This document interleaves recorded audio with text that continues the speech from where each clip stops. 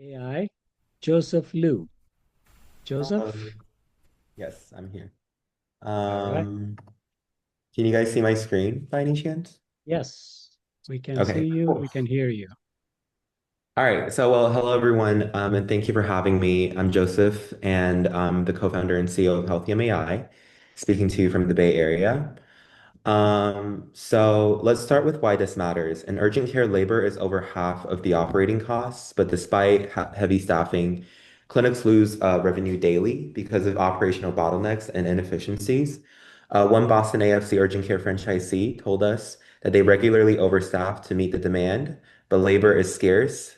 And another LA manager in LA told us that they lose up to 20 patients every day due to missed calls. And another Bay Area owner said even one more patient per hour changes everything.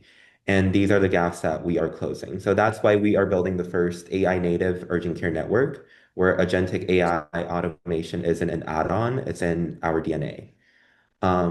So we're doing this in an AI-enabled roll-up. And a roll-up strategy consolidation play like this is usually a private equity thing, but has recently become an interest of VC firms and angel investors with buying traditional businesses. But the key here is to use AI to radically improve, to supercharge efficiency and expand margins. So why consolidation of urgent care clinics specifically and why now, right? Urgent care is a $55 billion market by 2030 with an 8% growth every year. Right now, there are 210 million visits in the United States alone in the urgent care sector due to primary care physician decline and patients swarming into urgent care sector. And it's a highly fragmented industry with over 14,000 clinics. So consolidation of urgent care clinics have already been happening for years from private equity and hospital chains, but most focusing on standardization instead of full AI transformation. We see a once in a generation opening to consolidate and deploy AI across the chain, eliminating bottlenecks and unlocking capacity at scale. So what's the benefit of a roll-up? And why does a roll-up work here? So owning the clinics changes the game. We can re-engineer every workflow, not just recommend best practices, but hardwire them into operations. And that gives us an impenetrable moat, immediate legacy profitability from day one, because a lot of urgent care clinics have been there for years, if not decades, and a fast feedback loop for refining our AI across our own network. So we've already laid some very strong foundations by bootstrapping. To this day, we are near HIPAA compliance, um, and the HIPAA compliance will be achieved in about a week, actually. And we have secured partnership with NARUCA, the Northeastern Urgent Care Association, representing over 1,800 urgent care offices, both to promote our technology for licensing and to identify acquisition targets in the ecosystem. So next I want to talk about the technologies that are driving this rollup. So our rollup revolves around three conversational voice AI technologies. The first being Dana. Dana is our human-like voice receptionist, answering routine questions such as location and capabilities, scheduling patients, registering them in the system, and handing off complex cases to humans when needed, such as billing and clinical advice. And Menlo is our intake nurse, collecting demographics, consent, symptoms, and history conversationally, fill up the chart before the visit happens. And Soma is our ambient conversational co-pilot, which conversationally retrieves data for clinicians from EHR, charting the SOAP notes, coding with, ICD-10 code and CPT coding, and surfacing decision supports for providers. So we have our initial emphasis on Dana right now, and we have a quick demo. The final voice will be much more human-like as we fine-tune it continuously, but it's pretty good right now as well. Thank you for calling XYZ Urgent Care. This is Dana. If this is a medical emergency, please hang up and dial 911. Otherwise, all of our calls are recorded. How can I help you today? I was just calling in to ask if you guys have an X-ray on site for this location. Yes, we have an X-ray on site. Would you like to make an appointment with us? Yes, please. All right. Have you been to our clinic before? No, this is my first time. Okay, and is this visit going to be for you? Yeah, it's going to be for me. Okay, what day and time would you like to come in? I would like to come in today in the afternoon. Yeah. Let me see. We have availability at 2 p.m. today. Does that work for you? Yeah, that works. Yeah. Awesome. I have you down for that time. For this visit, are you going to be using insurance? Yeah, I'm going to use insurance. I'm with Aetna. Okay, we do take Aetna. What's the primary concern that brings you in? I've just been having really bad like lower back pain, and I want to make sure nothing's wrong. I'm sorry to hear that. Can I get your first and last? Actually, can we change the appointment to 10 a.m. tomorrow instead? Sure. We have availability at 10:30 a.m. tomorrow. Does that work? Yeah, that works. Yeah. Great. I've changed your appointment. Can I get your first and last name? Asked to spell it. Kevin Johnson, KevinJohnson. Perfect. And your date of birth? April 15th, 1996. Okay. And last question. Is the number you are calling in from the best number to reach you? Yes, it is. Awesome. Your appointment is confirmed for 10:30 a.m. tomorrow. Remember to bring in your physical ID and your insurance card when you arrive. You'll receive a text confirmation shortly. All right, thanks. Yep. And of course, that was not Kevin Johnson. That was my voice. Our initial target KPI is very clear. We want to achieve 1 to 2 additional patients per hour after acquiring clinics, boosting revenue by 15 to 30%. And of course, we want to cut labor cost, especially medical assistant cost by half, and that will help us double the EBITDA. So now where do we fit? Traditionally, like traditional roll-ups standardize without innovating, and it's very slow to change. Tech-enabled clinics like One Medical and Carbon Health improve patient front end, but still relies heavily on manual workflows. But we're different. We're AI native from day one, where agentic AI automation is embedded across every patient interaction and touch points. But however, the demand and urgent care is large enough for multiple players to thrive altogether. So here's how we scale. So in this year one, which is right now, we are trying to acquire our first clinic. In year two, five. And in year five, we plan to acquire over 60. But though these are on very unreliable data as for right now, because we do not know how things are going to actually go.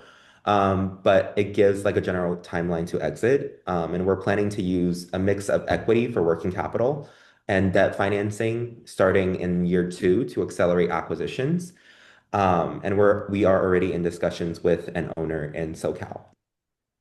And what's at the end of this? What's on the other end of this journey, you might ask? So potential buyers range from private equity to big hospitals, retail healthcare giants. I'm sure you guys all heard Walgreens purchased an urgent care chain for $8.9 billion before the AI boom. And of course, 17% of urgent care clinics in the United States are already private equity backed. So I always like to illustrate it as the private equity being the big orca whales and the urgent care clinics as these shrimps. The orca whales are already eating the shrimps, and we are this little sneaky seal swimming in the middle, eating the shrimps. And we're the AI efficiency supercharged like seal or whatever you want to call it. And we eat these shrimps to make ourselves become this big, fat, juicy seal before we eventually offer ourselves to be eaten by the orca whale. So we combine consolidation multiples, like expanded consolidation multiples with, of course, margin expansion from AI. So it's a double engine for valuation growth. So yeah, so the team, I bring background in health tech innovation, having co-founded Orion Bio and designed a patented medical device recognized by Harvard, UCSF, and the FDA. My CTO, my co-founder and CTO, Matthew, is an AWS engineer with deep expertise in scalable software systems. And our medical advisor, Dr. Yuli, is right here, hi, is an award-winning ER doc and nationally recognized physician innovator. Our strategic advisor is Brianna Sachi, digital health executive and co-founder of UberDoc, and who was Boston's founder of the year. We're adding urgent care domain M&A expertise and industry thought leader with operational expertise to the team in this roll up. And I just got coffee with them. Everything went really great. And we are in very good negotiations with them moving forward. So we're raising about $4 million for 15% equity, 7 million free money. 10% towards integration, licensing, and majority 90% will go toward acquiring two high-performing urgent care clinics. This is kind of like a chicken and egg situation. You cannot really know which comes first, and the number might fluctuate pushing forward with the deal after due diligence and yeah. So, just wanted to close by saying urgent care is on the verge of transformation, and with the right technology and the right acquisition strategy, you know, we can lead that shift and profitably and defensively. So we'd love for you to join us in building the first AI native urgent care network. Thank you so much.